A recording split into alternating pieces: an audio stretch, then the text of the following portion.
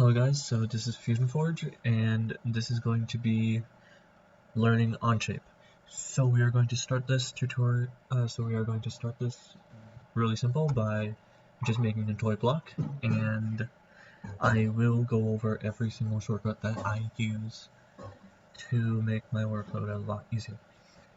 So we'll start this by making a sketch on the top plane. So for that, just click on the plane and use the shortcut Shift S to start a sketch. And then Shift 5 will take you straight to the top view. And then we can press R to have a center rectangle. And we want to dimension this rectangle having a width of 1.252 and length of 0.6. And then while we're in the sketch screen, we don't have to complete the sketch. Instead, we can just press Shift E to just begin our extrusion. We can use right click to use orbit. So we can just move it around like this. And now we can change the depth. So we can use the scroll wheel to increment it by 0.1.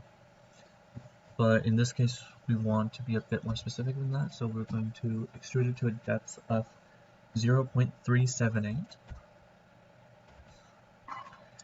And now we have this. Oh, and in case you can't use keyboard shortcuts for whatever reason, camera and render options and this cube also works the same way. So now we want to go to the bottom of this rectangle that we have created and use the shell operation. So what the shell operation does is it hollows out a certain portion of a shape using whatever face you selected. So, and then we can alter the thickness right here. So in this case, we want our thickness to be 0.059. So we have our nice hollow brick. And now we actually want to go back to the top face of this sketch real quick. And then start another sketch on that. Oh, and if you ever want to get rid of all of these planes really quickly, just use the shortcut P to make all of them go away. And then we're going to go back to the top view. We're going to press C for circle. And then make a circle with a diameter of 0.185. Kind of small, yeah. We can always just drag this dimension to make it easier to look. And then we want to actually constrain it to the right edge of our rectangle right here.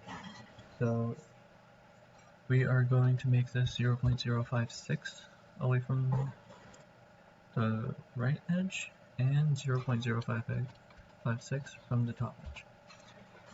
Now we are going to use the linear pattern feature to just copy this exact sketch many times over. So if you zoom out, you can always see this arrow. So we want 4, not 3 circles, and we just want 2 rows.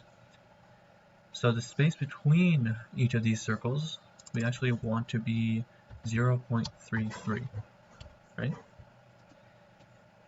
And we can add a negative to just make it go back to the way it's supposed to be. And then right here we also want it to be 0.33.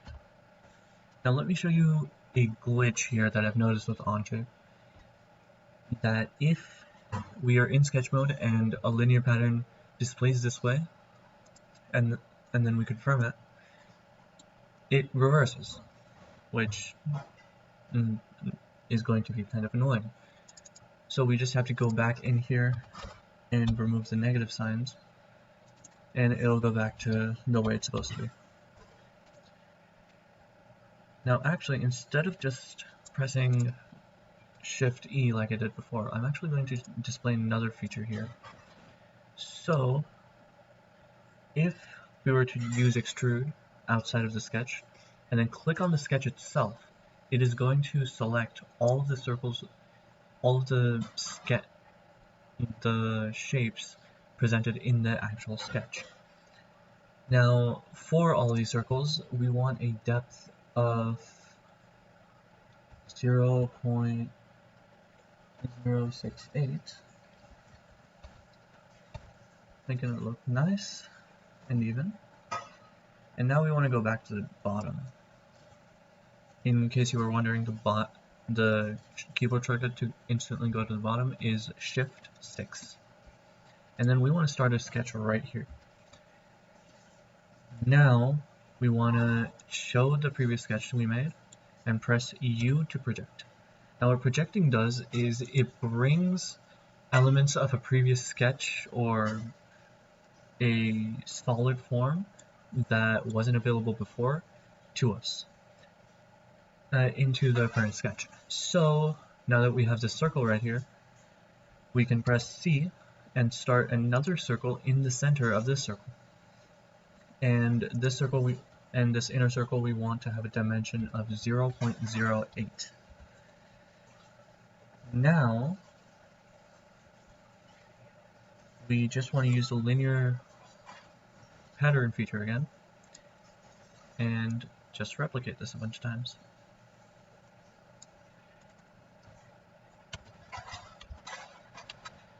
Naturally we want it to be 4, not 3.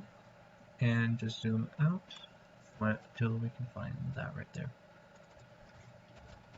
We want the same exact distance as we did for the larger circles. And to show my point in showing the glitch is that even if it is a positive value, it won't just stick. There we go. Now let's just press Shift E to extrude. We want to deselect that real quick, and then select that. Looks like we're still selecting something, which is why sometimes it can be good to just hand select each of the circles instead of just clicking Shift E. Now we don't want to extrude it that way. We actually want the opposite distance. And now we're at the top. You can see it's going through the center. We actually want it to remove. And then instead of this blind end type, we want to change that blind end type to up to face. And then for the face, we're going to select this face right here. So what this is going to do is create these small holes where, you know how toy bricks usually have those tiny holes where other bricks can fit? Yeah. And then we're going to go back to this bottom right here. I'm going to make another sketch. And we're going to press L to start a line. And we're going to press Q to make it a construction line, meaning when we're actually messing with the sketch, like extruding it, this line will not be taken into account. So we're going to take this line and just stretch it over to this other circle. It should be 0.33 in length. And then we're going to press C for our circle, and then just hover till we find this right here, this square. This is going to show the midpoint of this line, and then we're just going to move downwards till both of these constraints happen. So now that it's showing that vertical line and that horizontal line along with that midpoint constraint, we're just going to click and then drag. So for this circle, we want it to have a dimension of 0.248. And then inside that, we want to make another circle with a diameter of 0.167. And then we are going to use the linear pattern feature again to be able to recreate that thrice over this time. And as with everything else, we want a spacing of 0.33. And in case you were wondering if I change the IN in inches to FT for feet or YD for yard, it will automatically convert that distance into whatever it would be in the set document.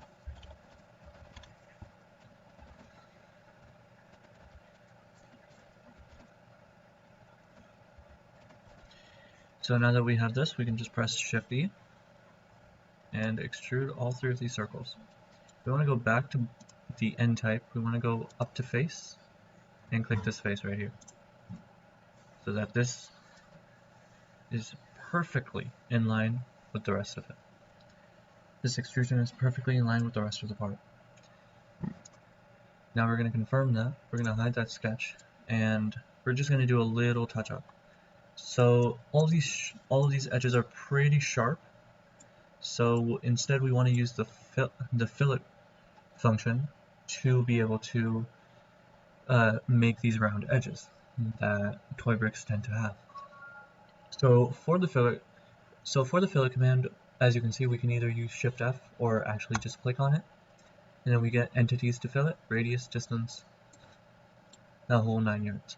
So what we're going to fillet here is going to be everything except for this bottom line, for these bottom lines right here. So we're going to fillet this, this, this, this, and if this is not going to work 100% of the time, but sometimes if you want to fillet all of the edges on a singular face, then you can just click on the face and it will apply the fillet to all of the respective edges.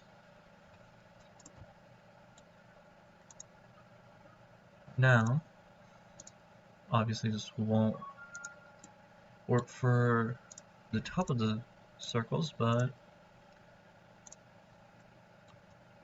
then we just want to check that we have everything, and we just want to do a radius of 0.05 to have those nice round edges that actually don't distract with the model, but still provide that safety that we love. This was making a toy block.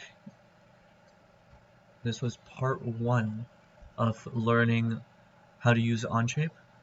I am Fusion Forge, and please remember to like and subscribe.